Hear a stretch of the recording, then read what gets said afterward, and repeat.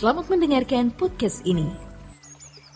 Saudaraku sekalian yang kekasih, dalam sejarah gereja dan dalam fakta kehidupan yang kita lihat, kita jumpai dan juga kita rasakan, ada kelompok-kelompok tertentu yang bersikap tidak ramah terhadap orang Kristen, bahkan memusuhi secara keras dengan dasar, dalih atau alasan karena orang Yahudi juga musuh mereka.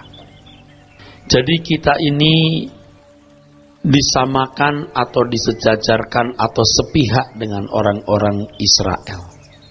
Saudaraku sekalian, itu fakta yang tidak bisa dibantah. Itu realita yang terjadi.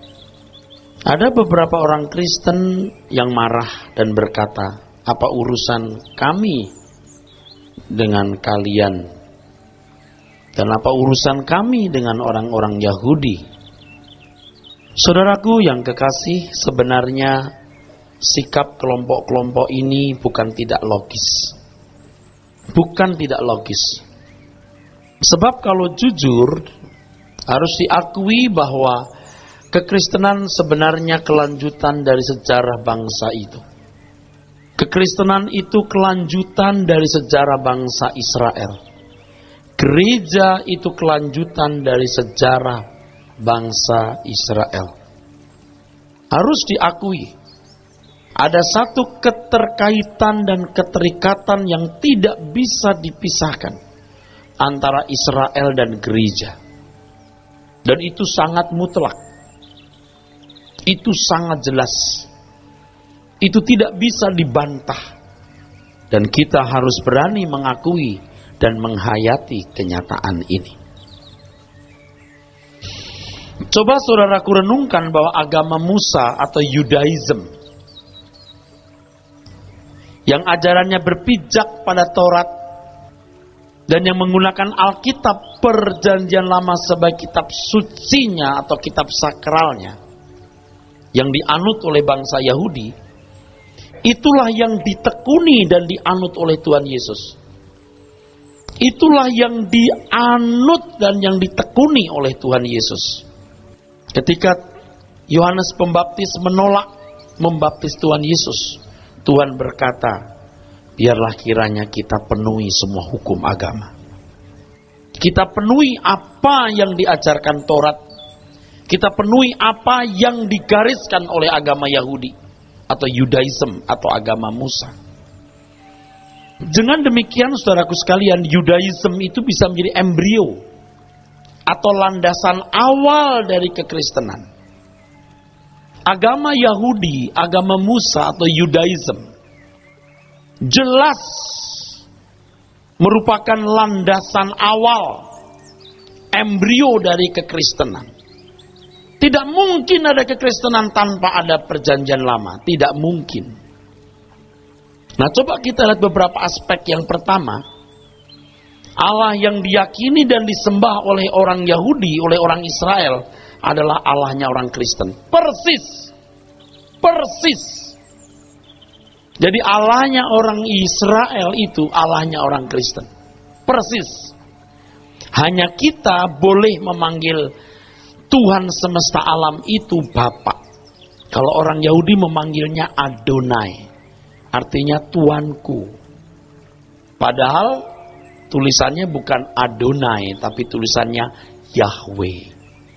Tetapi mereka menganggap melafalkan kata itu tidak patut atau sakral, begitu kudusnya nama itu, maka mereka menyebutkan dengan sebutan Adonai. Adonai. Yahweh inilah yang kita panggil Bapa oleh Tuhan Yesus Kristus. Bapa kita. Bapa di surga. Itulah yang disembah oleh Yudaism. Kalau orang sering tanya-tanya ya, Allahnya agama ini dan Allahnya agama itu sama enggak? Sulit menjawabnya. Terus terang sulit. Tapi kalau kita ditanya, Allahnya orang Israel dengan Allahnya orang Kristen sama enggak? Persis. Dialah.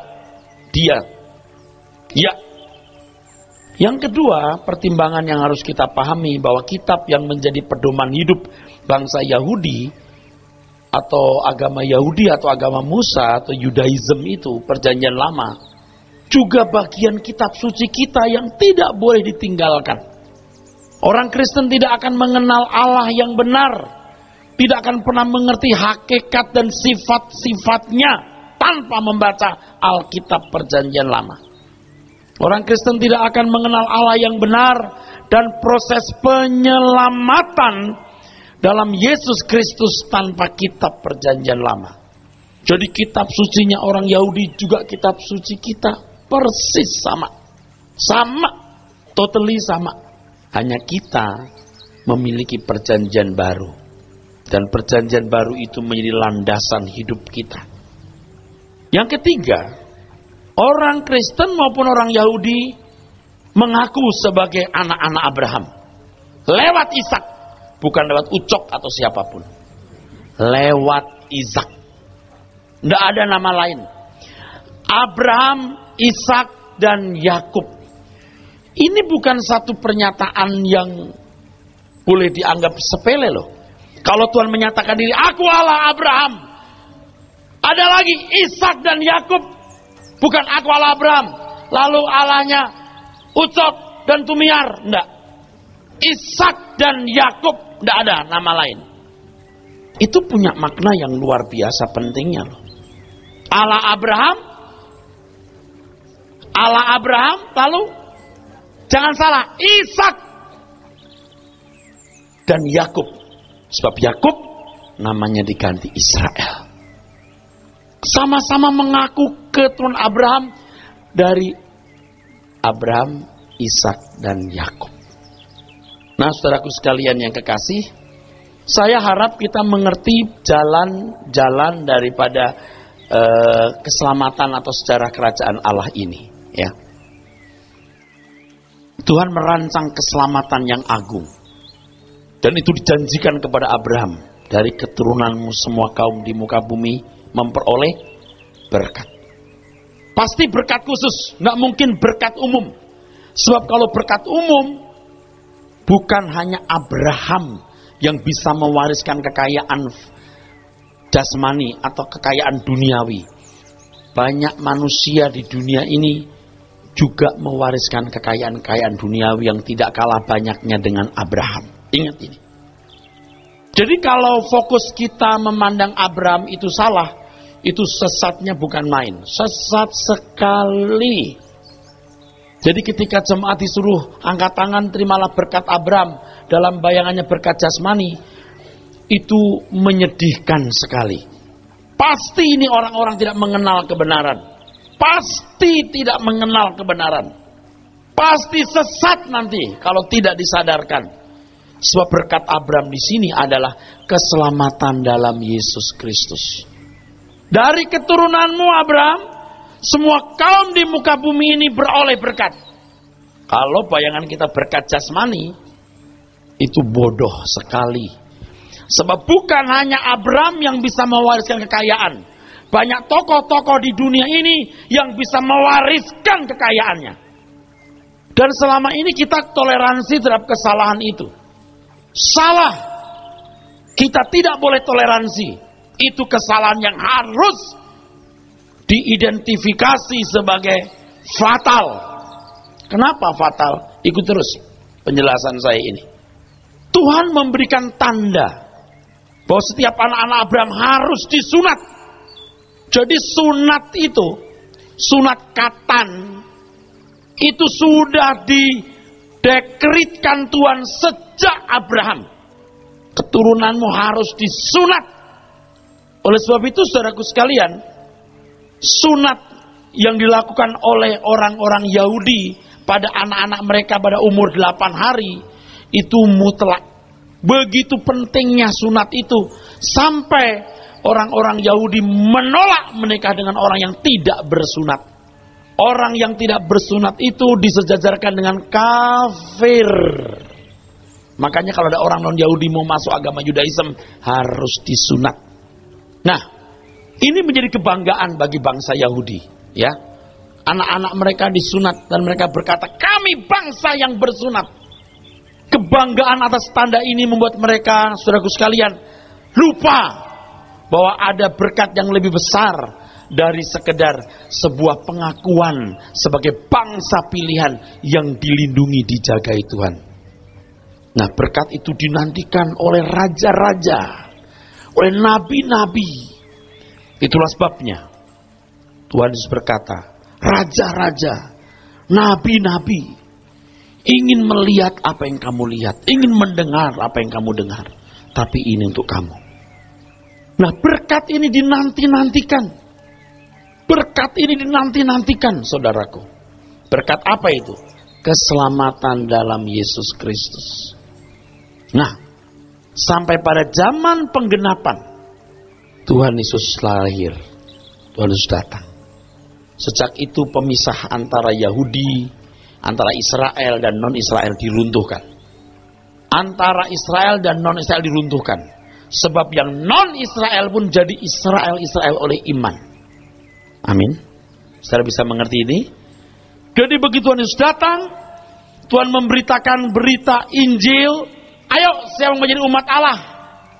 Aku ajarkan kebenaran kepadamu. Ya, Taurat yang disempurnakan. Mari jadi anak-anak Abraham. So, batu-batu pun bisa dipakai jadi anak Abraham, bisa memuji-muji Tuhan. Kamu bisa jadi anak-anak Abraham. Nah, tandanya apa? Kalau orang Israel terlahir sebagai bangsa Yahudi, hari ke-8 disunat, otomatis jadi orang Yahudi. Otomatis jadi Israel. Pertanyaannya, apakah semua orang Kristen otomatis jadi Israel? Nih, saya kasih tahu ya. Orang Israel sendiri nih berkata begini, kami keturunan Israel. Kami bukan keturunan Cina. Kami orang-orang yang asli umat pilihan Allah. Lalu Tuhan berkata, enggak. Kelakuanmu tidak menunjukkan kamu anak-anak Abraham. Kami anak Abraham. Enggak. Tuh, Tuhan sendiri berani berkata tidak. Status lahiriahmu tidak menentukan kamu buat pilihan Allah atau tidak. Tidak menentukan kamu buat pilihan Allah atau bukan. Nah, sekarang orang Kristen, orang Yahudi sendiri, tanda lahiriahnya nggak dianggap. Sekarang orang Kristen jadi Kristen, dibaptis, penyerahan anak atau apapun namanya, apakah otomatis jadi umat pilihan Allah?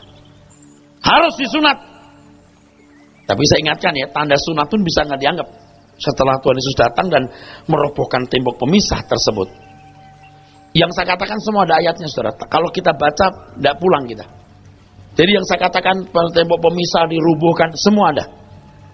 Ya, kalau tanda sunat saja bisa nggak dianggap, apalagi status Kristen kita. Apakah otomatis kita jadi umat pilihan Allah? Enggak. Harus ada tanda lain. Roma, kita buka. Roma pasal 2, ayat 28 dan 29, saudara. Roma 2 ayat 28 dan 29. Sebab yang disebut Yahudi bukanlah orang yang lahiriah Yahudi, dan yang disebut sunat bukanlah sunat yang dilangsungkan secara lahiriah. Tetapi orang Yahudi sejati ialah dia yang tidak nampak keyahudiannya, dan sunat ialah sunat di dalam hati, secara rohani, bukan secara hurufiah. Maka pujian baginya datang bukan dari manusia, melainkan dari Allah. Tadi saya singgung orang Yahudi bangga dengan tanda sunat yang ada padanya. Dia merasa sebagai umat pilihan. Bangga, ya. Bangga, saudara. Dikatakan dalam firman Tuhan yang baru saja telah kita baca, tidak ada artinya itu. Orang Yahudi punya atribut Judaismnya, atribut-atribut keyahudiannya itu dinampakkan sampai hari ini. Sampai hari ini. Tanda-tanda sebagai orang Yahudi itu dinampakkan. Tetapi dikatakan dalam firman Tuhan tadi, tidak ada artinya itu. Yang penting sunat hati. Sunat hati yang apa? Dikatakan Tuhan apa? Yang berharga. Coba diulangi kalimatnya, 29. Tetapi orang Yahudi sejati ialah dia yang tidak nampak keyahudiannya, dan sunat ialah sunat di dalam hati secara rohani, bukan secara hurufiah. Maka pujian baginya datang bukan dari manusia, Ya. melainkan dari Allah. Yang berharga di mata Tuhan sehingga Tuhan pun memberi pujian. Kalau orang Israel, pujian bagi dirinya sendiri oleh manusia. Kalau ini oleh Tuhan. Coba, sunat macam apa itu? Bapak Ibu saudara sekalian. Yuk kita kembali ke 2000 tahun yang lalu ketika Tuhan Yesus datang dan mulai memberitakan Injil. Anggaplah kita baru kali ini mendengar Injil. Anggaplah kita baru kali ini mendengar hal ini. Anggaplah baru kali ini kita mendengar cerita tentang Tuhan Yesus. Ya, jangan diembel-embeli dengan segala sesuatu yang telah diinfuskan dalam pikiran kita. Bayangkan pada waktu itu 2000 tahun yang lalu. Dan kiranya saudara bisa menangkap kebenaran ini. Tuhan datang. Dia berkata kepada Petrus dan teman-temannya, ikut aku. Akan kujadikan kau penjala manusia. Tinggalkan jalannya. Matius, Lewi, pemungut cukai, tinggalkan meja cukaimu. Ikut aku. Saudara melihat bagaimana orang-orang ini menjadi orang-orang yang melawan arus. Yang pada waktu itu Tuhan Yesus dikenal sebagai anak tukang kayu. Yang saudara-saudaranya mereka kenal, yang mama papanya mereka juga kenal. Betapa konyolnya kalau orang-orang ini ikut Tuhan Yesus. Manusia biasa. Dan pada umumnya manusia tidak menghargai manusia lain. Kecuali dia punya kedudukan. Imam besar, keturunan imam, ini keturunan tukang kayu. Nah, murid-murid Tuhan Yesus ikut. Bisa dibayangkan cemooh orang. Pasti. Ketika orang berkata, terus ayo kita tangkap ikan. Enggak, aku udah enggak nangkap ikan lagi. Aku ikut guru dari Nazaret, katanya mau jadi penjala manusia. Oh, gila nih orang. Lewi tinggalkan meja cukainya. Posisi yang dicari orang sebab itu menjanjikan hidup. Lebih gila lagi, Sakius, kepala pemungut cukai. Ini orang-orang gila semua. Yang melawan arus, yang tidak normal di mata manusia. Saudara pikirkan ya, sejak mereka ikut Tuhan Yesus itu nggak ada senengnya. Secara duniawi loh, nggak ada senengnya. Tapi damai sejahtera yang diberikan Tuhan melampaui segala akal, itu tidak sama seperti damai yang diberikan dunia. Amin. Oke. Mereka betul-betul terseok-seok, menderita. Ketika Tuhan disalib, syok mereka. Sampai kembali mau jadi penjala ikan lagi. Tuhan panggil lagi. Setelah Tuhan panggil, mereka wah senang, Tuhan Yesus bangkit rupanya. Tapi tidak lama Tuhan naik ke surga. Mereka dikejar-kejar. Betul? Dikejar-kejar. Sejak itu dikejar-kejar. Seluruh orang Kristen. Nggak ada senangnya. Ada yang lahir sampai mati gitu. Nggak ada senangnya. Pikirkan ini. Seolah kita baru kali ini mendengar cerita ini. Jangan ditimpa oleh pikiran yang salah yang telah terbangun dalam diri kita. Sampai tahun 380 Masehi ketika Kaisar Roma mengkristenkan seluruh daerah Roma. Pendeta-pendeta, ya, rahib-rahib Kristen jadi terhormat. Pakai baju-baju yang megah-megah sebagai pemimpin-pemimpin agama. Dewa-dewa, Zeus, Hermes dirubah jadi santo-santa. Ya, seperti kita tahu agama-agama pada umumnya, pemimpin spiritualnya kan terhormat dengan atribut-atributnya kan. Entah topinya gimana, bajunya warna apa, pegang tongkat lah, apalah. Itu yang dikenakan orang Kristen untuk para tokoh-tokohnya. Itu bergulir terus. Abad ke-5, ambruk itu Roma. Ironis, setelah Roma jadi Kristen malah ambruk. Tuh, malah ambruk. Salah dong Kristennya. Kristennya tidak salah, manusianya yang salah. Terus gereja mengalami kesalahan dan penyesatan. Sampai pengampunan dosa saja bisa dibeli pakai surat pengampunan dosa. Namanya indulgensia. Yakin bahwa nanti kalau mati ada api yang menyucikan, semacam deterjen. Sebelum masuk surga. Martin Luther muncul. Calvin muncul. Zwingli, Melanchthon, dan tokoh-tokoh reformator lain. Gereja dibaharui. Ayo kita kembali ke Alkitab. Sola Scriptura, sola fide, hanya karena iman. Yang penting sola gratia, hanya oleh anugerah. Gereja mengalami pembaharuan, tapi tetap saudara melihat bagaimana kekristenan yang dirubah jadi agama itu dengan seremonialnya. Sampai hari ini beberapa gereja di Rusia, gereja Kristen Ortodok pakai berbagai ritual-ritual. Ada asap semacam kemenyan itu dibakar. Apa itu diajarkan Tuhan Yesus? Saya tidak mencela, saya bertanya saja. Apa maknanya? Terus gereja mengalami perubahan. Dari gereja Protestan, lalu sekarang Pentakosta, karismatik, ada gelombang praise and worship. Yuk kita kembali apa yang diajarkan Tuhan Yesus. Apa sih?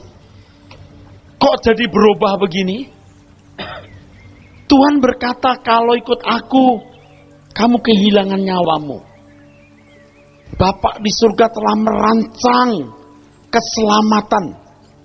Dan itulah sebabnya Bapa memanggil Abraham dan menjanjikan dari keturunanmu semua kaum di muka bumi akan beroleh berkat.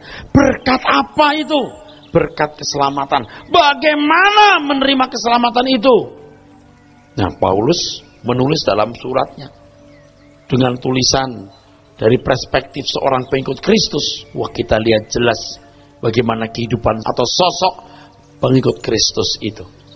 Kalau Tuhan Yesus tegas berkata, serigala punya liang, burung punya sarang, anak manusia tidak punya tempat meletakkan kepalanya. Ikut aku, lihat itu. Biar orang mati menguburkan orang mati, ikut aku. Kamu mau membacak, menoleh ke belakang, tidak layak bagiku. Itu yang diajarkan Tuhan Yesus. Memang fondasi awal dan embrionya perjanjian lama, tapi jangan berhenti di perjanjian lama.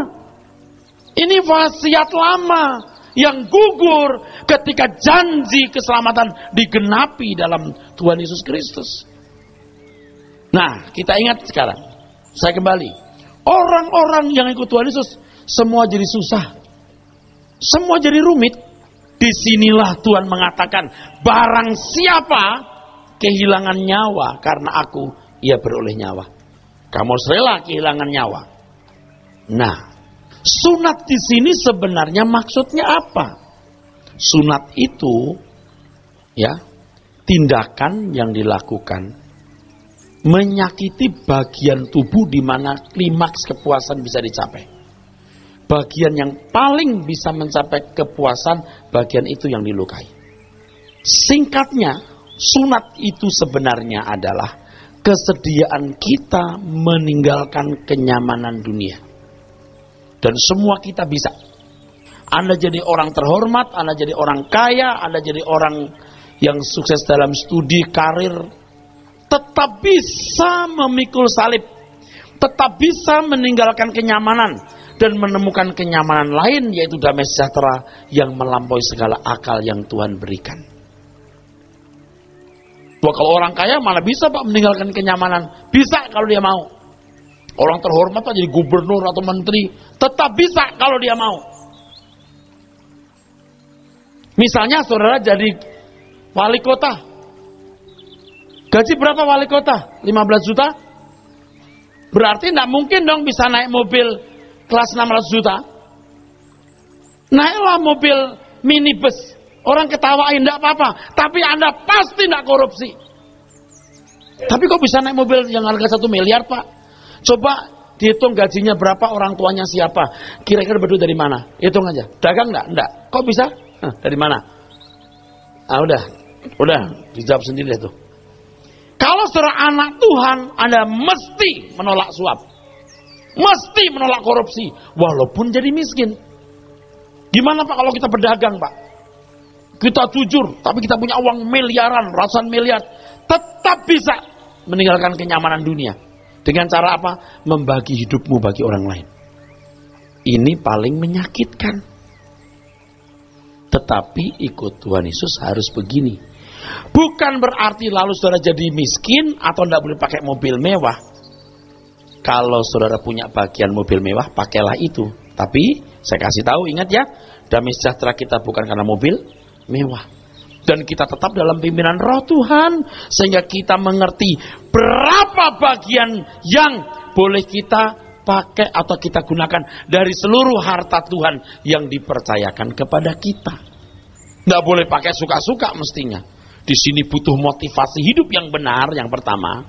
Yang kedua, kecerdasan menggunakan semua keberhasilan yang telah kita raih. Selama ini kita bicara soal sunat hati. Maksudnya apa? Kalau saudara membaca Yohanes pasal 6, kenapa orang kemudian meninggalkan Tuhan Yesus? Nggak tahan dengar ucapannya. Ketika Tuhan berkata, dagingku benar-benar makanan dan darahku benar-benar minuman.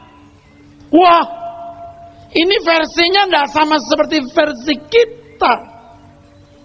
Kita mah maunya Tuhan Yesus jadi juru selamat kita yang mengusir orang Romawi, lalu kita bisa nyaman di dunia ini.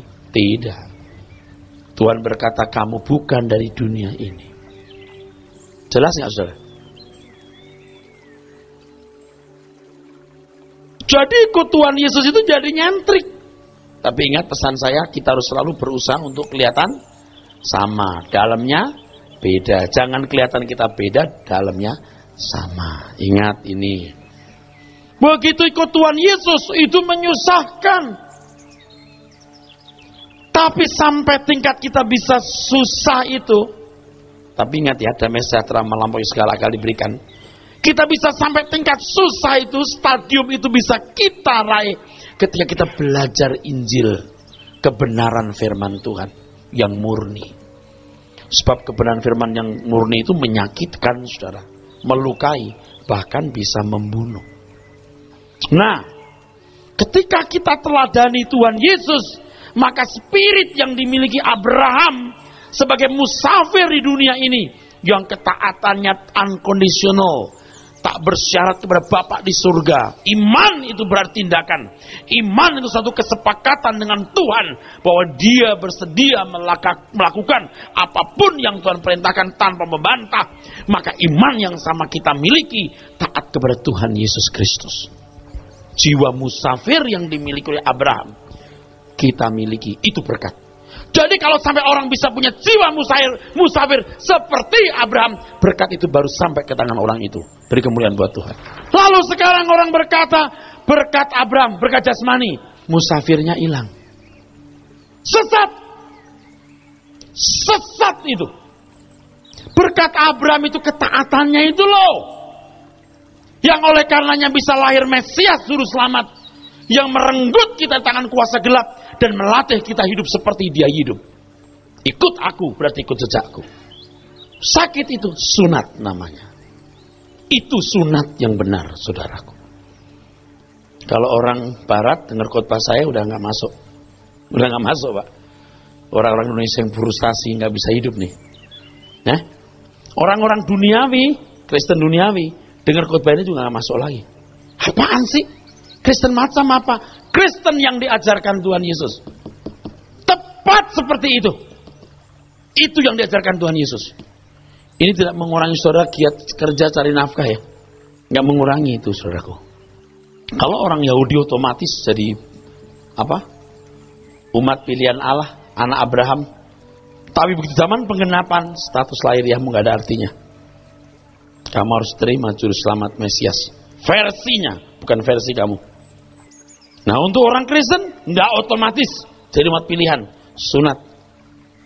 Sampai kita taat seperti Abraham taat dan punya jiwa musafir seperti Abraham punya jiwa musafir. Dan kalau orang sampai tingkat punya jiwa musafir, berarti berkat yang dijanjikan itu sampai ke orang itu. Jadi kalau Anda belum punya karakter atau naluri musafir, Anda belum dapat berkat Abraham. Nah sekarang kalau ditanya, angkat tanganmu siapa yang mau dapat berkat Abraham? Mulai nggak berani angkat tangan. Kalau mengerti kebenaran ini, diajarkan kebenaran ini, lalu ditanya, siapa yang mau mendapatkan berkat Abraham, angkat tangan? Nggak berani angkat tangan. Mau jadi musafir. Oleh sebab itu yang dikatakan dalam 1 Petrus 1 ayat 17-18 itu ya, ayat 17 itu, 1 Petrus 1 ayat 17 mengatakan, kalau kamu memanggil dia Bapa, dia yang tanpa memandang muka, menghakimi semua orang, hendaklah kamu hidup dalam ketakutan selama kamu menumpang di dunia. Kamu musafir.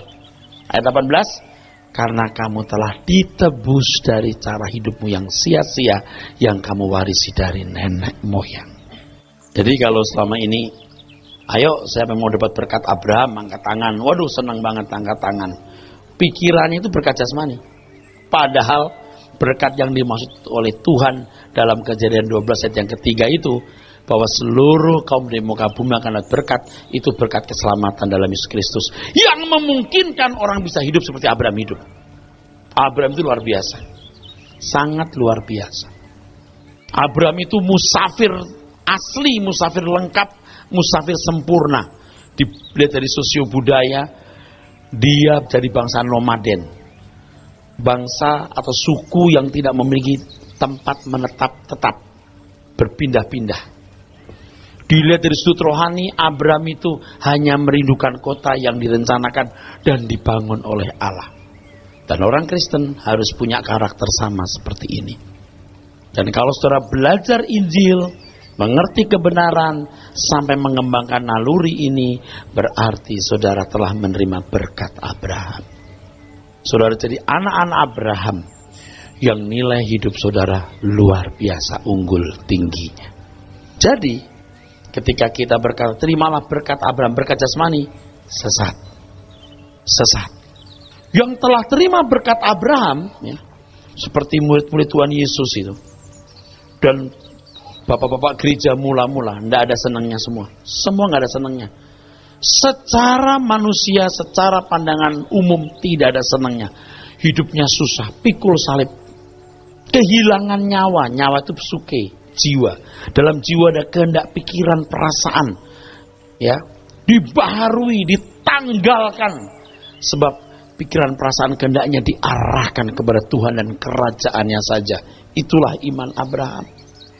Kita baca Ibrani 11, baca dulu ayat 1, ayat 8, 10, 13. Ibrani 11 ayat 1. Iman adalah dasar dari segala sesuatu yang kita harapkan dan bukti dari segala sesuatu yang tidak kita lihat. Ayat 8. Karena iman Abraham taat ketika ia dipanggil untuk berangkat ke negeri yang akan diterimanya menjadi milik pusakanya. Lalu ia berangkat dengan tidak mengetahui tempat yang ia tujui. Apa? Ada sesuatu yang diharapkan, tidak kelihatan apa itu, nggak tahu, tapi ada. Dasarnya iman, buktinya iman. Seperti ini kita miliki nggak hari ini? Kalau kita bangun tidur, mulai kerja sampai sore, kadang-kadang cari sambilan lagi ngurus keluarga. Kalau anak-anak muda sekolah, kuliah, kerja, karir, itu digerakkan oleh satu semangat.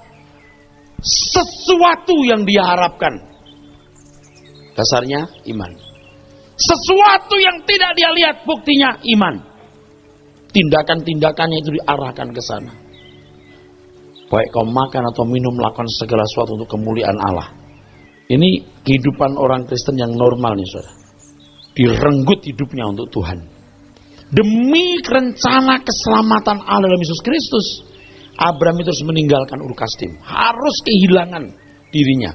Begitu keluar Ur Kasdim, masuk peti aja, masuk peti mati dia, udah, tidak punya kesenangan lagi. Suruh pergi ke negeri yang dia nggak tahu, dia lakukan itu iman. Anda punya iman seperti ini nggak? Begitu bangun tidur sampai tidur lagi, dari hari ke hari, minggu ke minggu, bulan ke bulan, tahun ke tahun, ada sesuatu yang Anda harapkan, nggak kelihatan, buktinya iman. Apa itu? Untuk sampai ke situ kan saudara harus belajar Injil. Sampai bisa menuruti apa yang Tuhan katakan. Sampai bisa menuruti apa yang Tuhan Yesus katakan. Jangan kumpulkan harta di bumi, kumpulkan harta di surga. Itu bisa di situ. Kristen yang benar itu begini nih. Ayat 10. Sebab ia menanti-nantikan kota yang mempunyai dasar, yang direncanakan dan dibangun oleh Allah. Tapi kan saudara bisa bayangkan, itu kan kayak omong kosong, bullshit ada. Omong kosong, nyari apa kamu? Nah sekarang orang harus sampai tanya gini, nyari apa kamu? Nah kan banyak orang kesana, nyari apa kamu? Berkat Allah kita heran dan besar. Kelihatannya baik itu, tapi rusak. Ingat ya, iblis berkata, kau makan buah ini kamu menjadi seperti Allah. Wah itu kata saya renungkan hebat loh. Hebat loh. Memang menjadi seperti Allah. Tahu apa yang baik, tahu apa yang jahat. Tetapi kehendaknya tertuju kepada kejahatan. Kenikmatan untuk menikmati apa yang jahat. Sekarang juga begitu. Kamu jangan makan buah ini. Percintaan dunia. Kalau kamu sudah menikmati, tercandui, tahu nikmatnya, nggak bisa balik, mati kamu. Itu masalahnya. Makanlah pohon kehidupan. Dan banyak buah lain yang boleh kamu makan kok. Tapi yang satu ini jangan, percintaan dunia, jangan. Kamu tahu apa yang baik dan jahat, dan kamu akan cenderung kepada keinginan itu terus menerus. Keinginan daging, keinginan mata, dan keangkuhan hidup. Iblis itu punya Injil. Injil versinya The Salvation of Satan. Kabar baik dari setan. Oh, pantesan dilarang Tuhan. Karena kalau aku makan seperti Allah sih. Dia lihat menarik juga. Sedap kelihatannya. Oh, sedap untuk dimakan, menarik kelihatannya. Makan, mati dia.